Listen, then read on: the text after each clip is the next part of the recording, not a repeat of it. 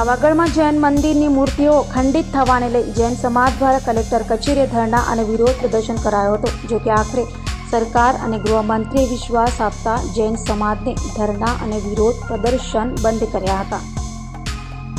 પાવાગઢ ખાતે જૈન મંદિરની મૂર્તિઓ ખંડિત થવાને લઈ સમગ્ર રાજ્યમાં જૈન સમાજમાં આક્રોશ જોવા મળ્યો હતો. સુરતમાં જૈન સમાજ દ્વારા કલેક્ટર કચેરીએ ધરણા અને વિરોધ પ્રદર્શન કરાયું હતું, ત્યારે જૈન સમાજનો વિરોધ અને ધરણાનો અંત આવ્યો હતો. સુરતમાં ધરણા અને વિરોધ કરી રહેલા જૈન સમાજના અગ્રણીઓ મૂર્તિઓ સહિતનાઓને સરકાર અને ગૃહમંત્રીએ કરેલા પ્રયાસોને લઈ વિશ્વાસ આવ્યો છે. ત્યારે જૈન સમાજના અગ્રણીઓનું પ્રતિનિધિ મંડળ ગાંધીનગર ખાતે મળનાર મિટિંગમાં ભાગ લેવા રવાના થયું હતું અને મિટિંગમાં સુખદ અંત આવશે તેવી આશાયી વિરોધનો અંત આવ્યો છે અને હવેથી જૈન સમાજ પ્રભુની આરાધના કરાશે, બીજું કોઈ આંદોલન કરશે નહીં તેમ જણાવાયું હતું. જૈન સમાજની લાગણી હજી પણ એક આશાની મીટ બાંધીને બેઠી છે. શાસકો પર, પ્રશાસન પર અમને વિશ્વાસ છે. સારી સીટ ઉપર સારા માણસો બેઠા છે. ગૃહમંત્રીશ્રી પણ ખૂબ જ પ્રયાસ કરી રહ્યા છે, લાગણીપૂર્વક પ્રયાસ કરી રહ્યા છે અને એમના પ્રયાસો જલ્દીથી સંપૂર્ણ સફળતાને આંબી શકે એવી આશા આજે અમે રાખીને બેઠા છીએ. આવતીકાલે સવારે અહીંયાથી પ્રતિનિધિ મંડળ ગાંધીનગર મુકામે સમસ્ત જૈન સમાજની લાગણીઓને લઈને પહોંચી રહ્યું છે.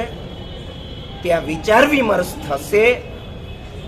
જે ઘટના ઘટી છે એનું બધાને દુઃખ છે અને એક સારામાં સારો નિવેડો આવતીકાલના દિવસે આવે.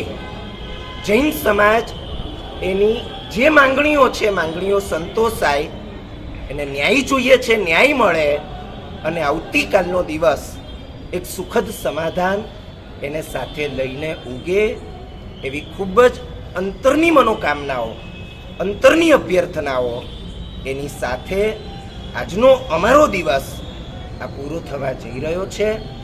આવતીકાલે આ મીટિંગ બહુ સારી રીતે થઈ જાય, બપોર સુધીમાં આ મીટિંગ થઈ જશે અને એ સારામાં સારી રીતે થાય એ માટે જૈન સમાજની દરેક વ્યક્તિ વિશેષ ધર્મ કરશે, નવકાર મંત્રનો પાઠ કરશે, પ્રભુની ભક્તિ કરશે.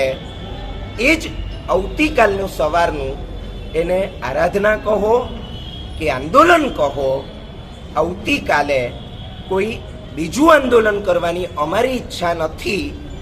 અમે મીટિંગનું રિઝલ્ટ જોઈશું. જો એ રિઝલ્ટ